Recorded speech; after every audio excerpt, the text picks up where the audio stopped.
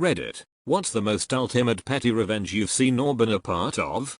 Knew a crazy kid in elementary. Kid jumped across the table and tried to choke me out. I got suspended BC. I instigated it by saying he was cuckoo for Cocoa Puffs when that the only thing that kid ever talked about and was wearing a Cocoa Puffs shirt that day. Senior year of high school, kid was in my design class. Needed to get a C or better on the final. Over the year I found out the kid was taking my work off my shared drive. High school it was dumb and each kid's folder was public and copying it. For the final I purposely fucked up the drawing in my folder, but the kid didn't double check it. He turned it in and failed and had to go back and be a super senior. TLDR. Kid choked me. Waited 10 years made them fail high school. Kid jumped across the table and tried to choke me out. I got suspended. I'm sorry. What? Who made that rule? Zero tolerance policy. Happened in my high school as well. One guy sucker punched another guy and they both got suspended. Zero tolerance also has the fun effect of actually encouraging people to fight back. Since the punishment for punching and being punched is the same, you might as well make the fight worse by attacking back. Zero tolerance for violence rules in most schools mean that if there's a fight, anyone involved in it, even if they're a victim, gets suspended. Further proof that the educational system is being run by idiots. You youngins here might not believe it, but back in the early 90s, supermarket cashiers had to type every pricing by hand. I was at a Vons in San Diego, walking toward the only open check stand with a single bottle of soda in my hand. Suddenly this hobbity-tobbity lady with a cart stacked to the top flew out of one of the aisles like a freight train and cut me off. "I'm in a hurry," she said, then looked away like she was annoyed that I'd been born. I looked at the cashier. He rolled his eyes and got to work. 5 minutes later she's walking out the door and it's my turn. "You're good," says the cashier. I put "your soda" on her tag. Damn, that felt good. Personally, one of the most satisfying here. As a cashier this warms my heart. Edit. Former cashier. I think this is how fist bumps got invented. Can confirm. This moment was so powerful that when the fist bump was performed it radiated both forward and backward through time. Fist bumps perceived to have occurred prior to this event were actually a result of the effect preceding the cause. My roommate in college was a selfish Now I have known him since preschool and we are still friends, but he is one of those people you cannot live with.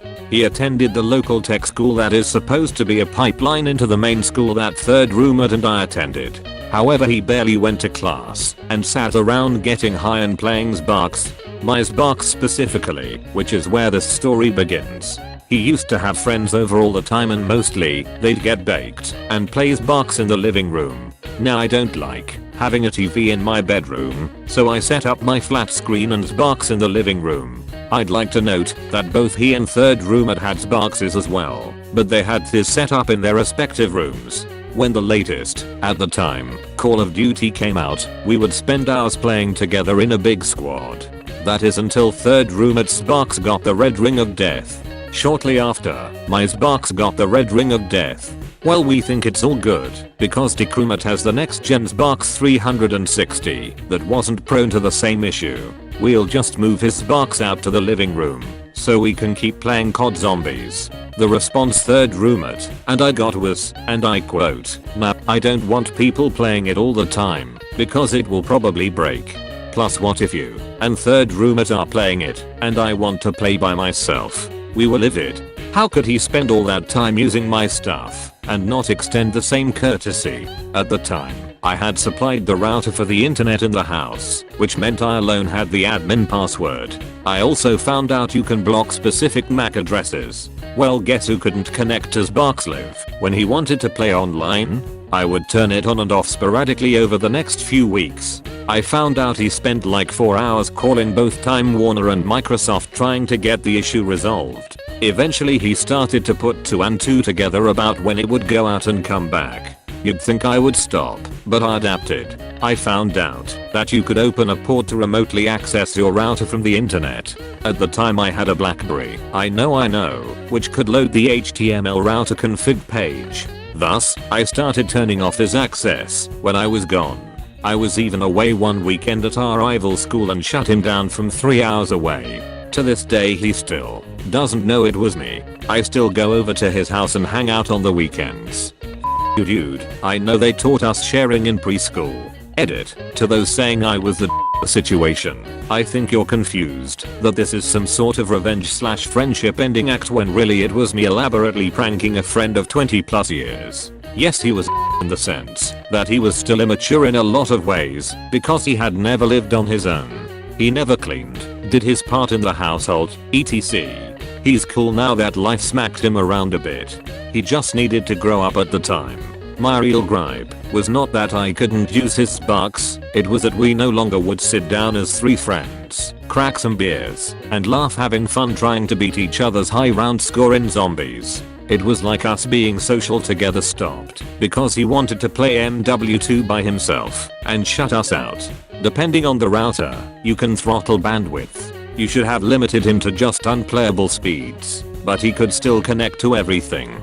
I'd rather have no internet than slow internet. It was one of those blue and black Linksys routers that everyone had back in the day. I wasn't as tech savvy then or else I would have tried something like that. Watching him get lag killed over and over until he rage quit would have been poetic justice. If you'd done that, you could suggest that moving it to the living room would give better reception or something and unthrottle it when he tried it. Separates the petty from the ingenious.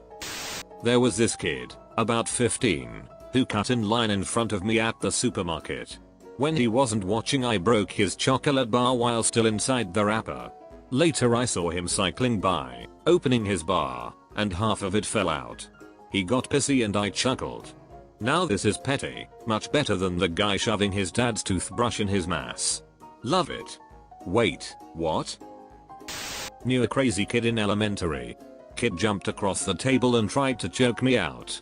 I got suspended because I instigated it by saying he was cuckoo for Cocoa Puffs, when that's the only thing that kid ever talked about and was wearing a Cocoa Puffs shirt that day. Senior year of high school, kid was in my design class. Needed to get a C or better on the final. Over the year I found out the kid was taking my work off my shared drive. High school IT was dumb and each kid's folder was public, and copying it.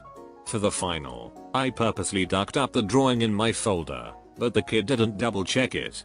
He turned it in and failed and had to go back and be a super senior. TLDR. Kid choked me, waited 10 years, made them fail high school. Kid jumped across the table and tried to choke me out. I got suspended. I'm sorry, what? Who made that rule? Zero tolerance policy. Happened in my high school as well. One guy sucker punched another guy and they both got suspended. Zero tolerance also has the fun effect of actually encouraging people to fight back. Since the punishment for punching and being punched is the same, you might as well make the fight worse by attacking back. Zero tolerance for violence rules in most schools mean that if there's a fight, anyone involved in it, even if they're a victim, gets suspended. Further proof that the educational system is being run by idiots. My dad had an old truck parked on the back of our property that some kept stealing small parts from, cap, rotor, points, etc. We wired it to an electric fence power supply. One evening we heard a bunch of yelling and swearing and went back there, and the guy left us some free tools. My family used to own a farm that backed up to a high school. There was a thin tree line and a small fence at the edge of our property. One year some kids hopped the fence, really short chain link 1 maybe 2-3 feet, and stole an engine out of the old dump truck. Another time some kids broke all the windows on the combine. A lot of kids liked to hang out in the woods back there and would constantly leave trash. One of my uncles finally fed up with this poop started going out there with a 12 gauge full of salt shot and would shoot at them. Now I didn't believe that last story for the longest time until I started hanging out with a guy who went to that HS, and he was telling me a story about how he and his friends would hang out in the woods behind the school to smoke and drink. Until one day some crazy old guy come out and started shooting at them, tagging my buddy in the ass with salt shot. I just looked at him dumbfoundedly, then started laughing my ass off. He said, "It's not funny, man. That stuff hurts." After I regained my composure, I explained to him that that was my uncle and he probably deserved it for trashing the place and trespassing. I was dating this girl. Thought she was the one. So I gave her the keys to my apartment. I worked late for my job. I was just happy there was someone in my bed when I got home at 2 in the morning. Came home one night and she was awake. She confessed to using my apartment to cheat on me with 7 different people. So I packed her stuff up. She was still living with her mom anyways. So I lied to her and said I moved to Seattle. I moved to Hawaii instead. 3 months after being in Hawaii, I get a phone call from her. I answer, and to my surprise she's called me from the Seattle airport. She flew out there to try and fix things between us. The dialogue goes as follows. Me, so you're in Seattle? Huh, yeah. Weren't you listening? I came here to fix us. Me, oh, well that's bad. Huh, what's bad? Me, I'm in Hawaii. Then hung up the phone. Phone rings, I answer. Huh, you lied to me. Me, huh, how does it feel? I hang up again. I don't know if that's petty, but to me was a good revenge.